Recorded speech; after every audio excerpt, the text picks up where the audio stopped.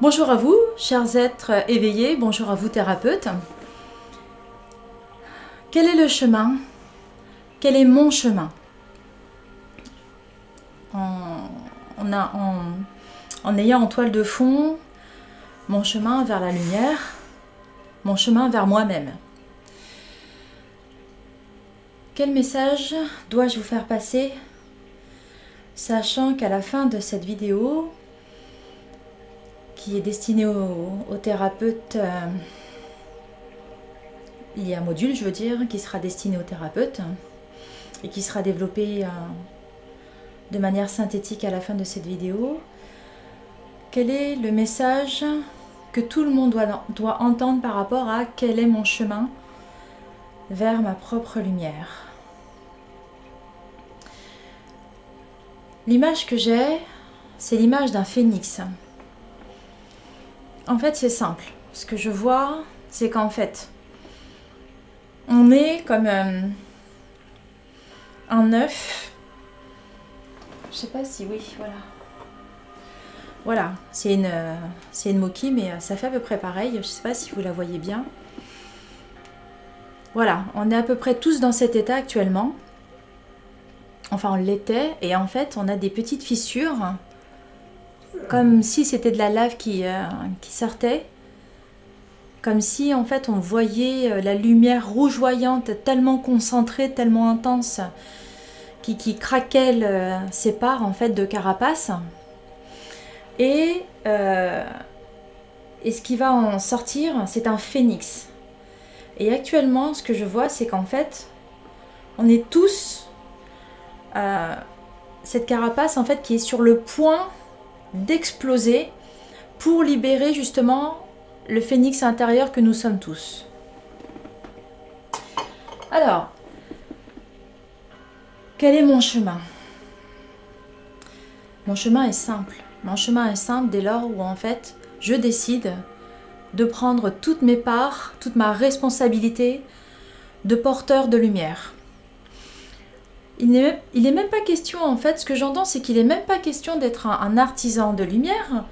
Il est juste question de comprendre, de conscientiser, d'amener dans tout ce que la psyché humaine est, le fait simple, la présence simple, d'être le détenteur d'une lumière. Et par rapport à cette position de porteur de lumière, juste, ben voilà, la faire briller, pour que justement s'opèrent des changements autour de nous. En nous forcément, puisque comme à l'état de ce phénix, nous allons pouvoir renaître des cendres que nous sommes en train de lâcher. Voilà. Ce qui est très rigolo, c'est que je vois vraiment une espèce de cohérence avec la dernière vidéo, les derniers coups de queue de la bête, où je sens qu'en fait, une fois qu'on a conscientisé qu'on n'est pas forcément sous le joug, quel qu'il soit, que l'on veut nous imposer, une fois que la décision est prise, ça commence à craqueler la carapace. Deuxièmement, pour faire craqueler et exploser la carapace, ce que je sens, c'est qu'il y a vraiment cette conscientisation à amener dans cette rationalité de la conscience humaine, donc du corps humain évidemment. Et également, ce que j'entends, c'est que ça va sacraliser un espace d'amour dans le cœur. Et là, la beauté de l'expérience humaine que l'on vit en tant qu'être de lumière va prendre tout son sens. Donc le chemin à suivre, le chemin de chacun est de prendre conscience qu'en fait, à un moment donné, on ne sait pas comment ça s'est passé, mais tous, à un moment donné, on a senti qu'il y a eu un éveil qui s'est passé. On a senti qu'on n'était pas pareil que les autres, on sentait qu'on était différent des autres, on sentait qu'il y avait quelque chose de cet ordre-là. Ok, d'accord. On ne savait pas trop forcément ce qui se passait. On a fait des recherches sur la toile, par des livres, voilà, des ouvrages. Et on a compris que s'opérait en nous cette alchimie de la lumière qui avait envie de resplendir à l'extérieur. Et incroyablement, on a senti que ce qui se passait autour de nous, en fait, déjà, premièrement, on n'était pas les seuls. Ça, déjà, c'était incroyable. Deuxièmement, On sent qu'il y avait vraiment, on a senti qu'il y avait un décalage entre ce que nous, on pouvait vivre et les à côté, en fait, comme s'ils semblaient ne pas être touchés par la grâce que nous, on avait expérimentée à ce moment-là, en fait, et qui continue malgré le fait qu'on est en pleine guérison de nos blessures, en plein processus d'élévation. Et ça devient quelque chose de absolument incroyable. Et dans ce parcours absolument incroyable, où en fait on a vu que la beauté de la chose, parce qu'en fait on était tellement dans un truc où on avait vraiment l'impression d'être aveugle, on a vu que des belles choses. Et en fait on n'a pas compris que tout ce que l'on vivait comme expérience de vie sur ce chemin font partie intégrante de ce chemin de vie, de l'expérience de la vie, tout simplement. En tant que porteur de lumière, on est porteur de mémoire, on est porteur d'incarnation, et surtout, si on est venu à cet instant précis, quelle que soit notre appartenance à notre famille d'âme, quelle que soit notre volonté de créer demain, quelle que soit notre implication dans ce monde, rien que déjà par la présence de cette lumière en nous, déjà on a fait beaucoup. Déjà voilà, on a contribué à permettre que la lumière soit. Et rien que déjà ça, sur ce chemin de vie, sur ce chemin de lumière à suivre, c'est déjà bien. Voilà, ça c'est le premier état du chemin de vie qui m'apparaît, qui m'est donné de vous partager. J'espère qu'en fait, et c'est ce que j'entends derrière, j'espère qu'en fait tout ça va vous déculpabiliser si vous ne vous sentez pas encore dans un train en marche ou dans un process où vous avez envie de faire quelque chose. Voilà, déculpabilisez-vous, il n'y a aucune culpabilité qui appartient à l'ego. C'est vraiment de l'ordre de l'intégration de la parole de lumière en soi. Voilà, de cette espèce de mouvance intérieure qui nous amène à nous sentir dans une lumière où cet espace de paix, cette sérénité qui fait que tout peut arriver et on est là. Waouh, on est juste là, on est présent. Et la vie est extraordinaire pour ça. Parce que le reste appartient à l'ego, le reste appartient à des conditionnements à l'amour, le reste appartient à des croyances qui ne nous appartiennent pas forcément, mais qui nous ont été tellement inculquées, tellement répétées, tellement rabâchées, qu'en fait on pense que ce sont les nôtres. Attention, il faut vraiment faire la distinction entre notre état d'âme, qui ne demande rien d'autre que d'aimer et d'être aimé, et le reste autour. Donc, zéro culpabilisation sur ce chemin de vie, c'est pas ce qui est demandé, c'est vraiment un état d'être. Voilà, déjà, d'être porteur de lumière, voilà. Ça c'est le premier, c'est la base du chemin de vie. Deuxième étape de ce chemin de vie, quand on a conscientisé qu'on est porteur de lumière, comprendre que même si nous avons de la magie dans les doigts, même si une magie s'opère autour de nous parce que forcément notre lumière irradie, fait du bien aux autres, on est tellement une source d'approvisionnement énergétique autour de nous, on doit comprendre qu'on a une responsabilité immense, pour pas dire viscérale, en termes de corps, que cette énergie, en fait, elle nous est propre. Elle nous est propre, cette lumière, elle nous est propre, et on doit la protéger. Voilà. Il y a vraiment de cet ordre-là, cet ordre de dire, je suis conscient de ma lumière, je suis conscient de ce que j'irradie autour de moi, je suis conscient qu'en fait, j'illumine autour de moi, et forcément, comme j'ai bien compris lors de mon éveil, qu'en fait, il y avait certaines castes de la population qui n'étaient pas touchées par cette lumière, qui n'étaient pas touchées par cette action de grâce, cet éveil qui m'a tellement fait du bien et que là, je sens en moi, eh bien, il faut comprendre que cette même caste, en fait, se nourrit de cette nourriture qui nous anime, de cette lumière qui est en nous, et il est important d'en prendre la responsabilité. Et dans ce chemin de vie, de porteur de lumière, tout juste, l'action à mener par rapport à cet état d'amour que l'on est de préserver cette lumière. Alors comment on peut faire? Tout simplement, faire confiance à ce que l'on ressent et avoir le discernement nécessaire pour comprendre que premièrement, il y a quelque chose en nous, dans notre corps, en fait, cœur, corps, conscience, a vibré. Tout de suite, il y a eu intérieurement, il y a eu un truc qui fait qu'on sent qu'il y a quelque chose qui ne va pas. C'est la psyché qui dit, ouais, mais non, si. Cœur, corps, conscience a parlé. Cœur, corps, conscience a dit, fais gaffe. Cœur, corps, conscience a dit, waouh, fais attention, là, ça sent mauvais ton truc, voilà, c'est pas bon pour toi. Voilà, le discernement, c'est de faire la part des choses. Commencez à comprendre comment ça fonctionne à l'intérieur. Commencez à comprendre que les premières secondes de la présence de quelqu'un, avant que notre mental nous fasse la croyance qu'en fait on est barjot, non, on croit n'importe quoi, ouais mais bon, non, je pense pas. Cœur, corps, conscience a parlé. Cœur, corps, conscience nous a fait sentir en nous qu'il y avait quelque chose qui n'allait pas. Et c'est à ça que sert la responsabilité de notre fonction de porteur de lumière. Comprendre que justement, si on est à l'écoute, c'est ça la responsabilité, d'être à l'écoute de ce ressenti qui est en nous. Donc ça amène au troisième point du chemin de vie.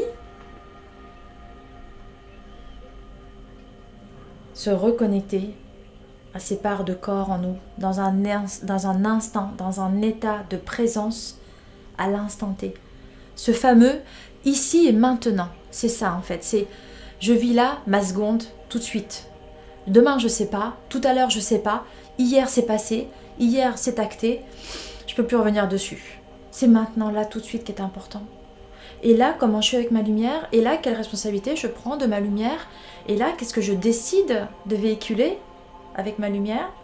Est-ce que j'ai envie de laisser mon mental en fait s'en emparer et oh, bon ouais cette personne mais non c'est je pense que non c'est voilà, c'est l'action à mener. C'est l'action à mener qui va faire en sorte que cette lumière, elle va irradier davantage parce que c'est très important. Et dans ce process de discernement, de cette responsabilité, de cet instant de présence à soi, de comprendre comment ça fonctionne, cœur, corps, conscience, en fait à ce moment-là, tout devient sacré. Notre corps est notre temple, notre corps est notre moyen sacré d'intégrer vraiment notre lumière sur Terre. Voilà. Comprendre que notre corps est un véhicule rempli de lumière et que chaque parcelle de nous, chaque cellule de nous est un noyau de lumière en gestation, un phénix. Chacune de nos cellules, c'est ce que je vois, est comme un petit phénix qui ne demande qu'à montrer la lumière. Donc, je pense qu'en fait, à ce moment-là, une fois qu'on a conscientisé, qu'on a ce pouvoir de permettre que chacune de nos cellules explose de lumière vers l'extérieur, irradie de lumière, nos organes en seront remplis, notre cœur sera sacralisé, parce que forcément notre corps est sacralisé, puisqu'on le voit désormais comme un temple. Et à ce moment-là, dans cette communion d'âme et d'incarnation, on est pleinement en soi. On est pleinement en soi et on peut, par la même occasion, s'ancrer. Si on n'est pas dans ce discernement, si on n'est pas dans cette posture à vraiment être à l'écoute de tout ce que l'on est, l'ancrage ne tient pas, forcément. C'est comme s'ancrer sur du sable, puisqu'évidemment, on oublie les fondations, on sait qu'elles existent, mais on ne veut pas les voir. Mais par contre, on se dit, oh, c'est pas grave, en gros, c'est ça l'idée, c'est... Bon, je sais que ça peut se faire aussi bien que ça, mais oh, c'est pas grave, t'inquiète, on se fait un ancrage comme ça. Bah, c'est comme si on décidait de se construire une belle maison, mais en fait, on décide de faire nos fondations sur du sable, en fait. Et on se dit, oh, t'inquiète pas, je vais mettre du béton, je vais mettre de la ferraille, je vais mettre des gros cailloux, ça va tenir davantage. Bah non. Si les fondations à l'origine, elles sont pas faites comme il faut, l'ancrage ne va pas pouvoir se faire. Si l'ancrage ne se fait pas correctement, bah forcément, à côté de ça, tout le reste va découler. Notre responsabilité de porteur de lumière ne va pas faire effet. Et c'est là où justement maintenant, thérapeute, ça va vous intéresser. Le module du chemin de vie regroupe 3 thèmes, comme à chaque fois. L'éveil, si je me souviens bien, les expériences de vie et l'invisible. L'éveil. Le chapitre 1, c'est l'éveil. Eh bien, c'est pour vous permettre de comprendre, et après, à vos consultants, de comprendre comment s'est effectué cet éveil, ce réveil, parce que pour certains c'est un réveil et non un éveil, mais à cela, thérapeute, je vous laisserai le soin de l'intégrer par rapport à ce module, et à la façon dont en fait les consultants viennent à vous, de comprendre comment cet éveil ou ce réveil s'est effectué, d'accueillir dans une compassion bienveillante le consultant et comprendre comment la guérison des blessures va s'opérer ou la façon dont vos soins va s'opérer en lui. C'est très important à savoir parce que de la façon dont en fait on sait comment on peut préparer le travail, on est plus efficient. Et si on est plus efficient, notre lumière est dirigée dans le même sens que la personne qui vient chercher notre soin. D'accord? Donc ça c'est pour le chapitre 1. Le chapitre 2, ce sont les expériences de vie. Et c'est là où nos soins sont demandés, où notre participation est active. Pourquoi? Eh bien tout simplement parce qu'en fait, chaque expérience de vie n'est pas semblable à une autre.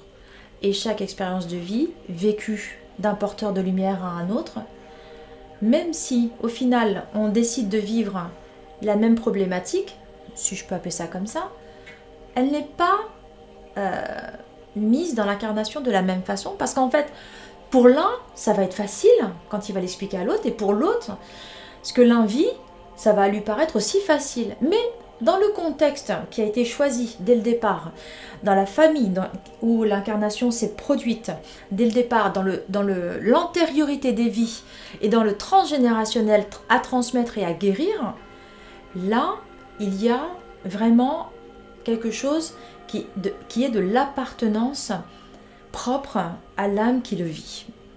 Et en cela, l'expérience de vie est à respecter pour chacun.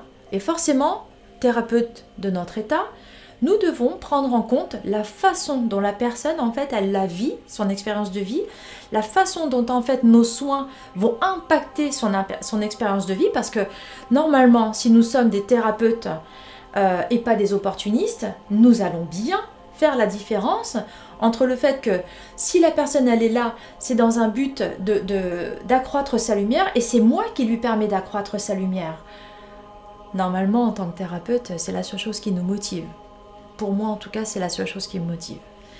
Et donc, chaque chose que l'on va dire, faire, prodiguer comme soin à la personne qui vient va permettre davantage de craqueler la carapace et forcément d'aider la personne à pouvoir elle-même, parce qu'on n'en est que là, à aider la personne, à aider le consultant à craqueler elle-même ou lui-même sa carapace.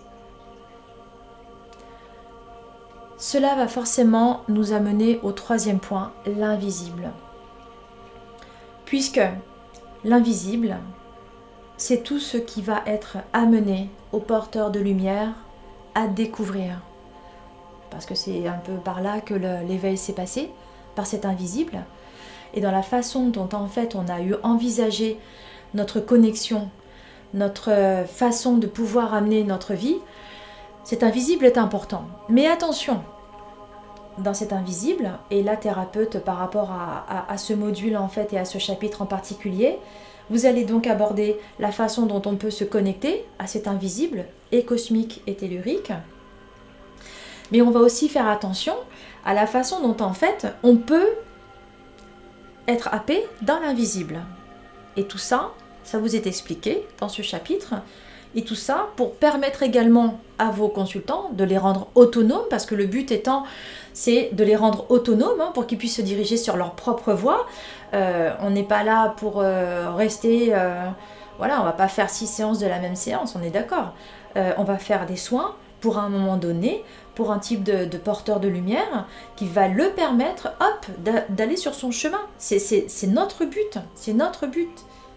Voilà. Et donc, dans cette façon d'aller dans cet invisible, nous devons les rendre autonomes. Nous devons permettre à chaque être de savoir comment aller dans l'invisible sans se faire happer par des choses qu'il ne devrait pas voir. Et c'est important de les rendre autonomes, c'est important de leur faire prendre conscience. Et donc vous, nous, thérapeutes, nous sommes importants dans ce processus de permettre à chaque porteur de lumière, chaque être en éveil de conscience, d'aller dans le bon endroit de l'invisible et pas là où il pourrait se faire happer. Donc voilà pour la vidéo attenante à ce module du chemin de vie. Je vous souhaite à tous être en éveil, d'être sur votre chemin de vie, au plus juste avec vous-même, dans une sincérité à vous-même, dans une découverte de votre propre lumière. Et à chaque thérapeute et praticien, je souhaite que vous preniez conscience de la responsabilité que vous avez à être vous-même des porteurs de lumière qui allez aider dans le cheminement d'autres porteurs de lumière. Et parce que justement, vous allez prendre en main cette responsabilité qui est la vôtre, qui est la nôtre, vous allez voir à quel point votre lumière va irradier davantage. Et plus vous allez entrer dans cette notion de prérogative, de porteur de lumière, vous allez voir votre lumière s'expanser, mais dans un au-delà que vous ne pouvez même pas imaginer. Et parce que je suis confiante que chacun fait preuve de discernement, je vous souhaite à tous une belle découverte de votre propre lumière et je souhaite à chacun de se tenir prêt à faire briller sa lumière. À tous, une belle découverte de votre lumière. À bientôt.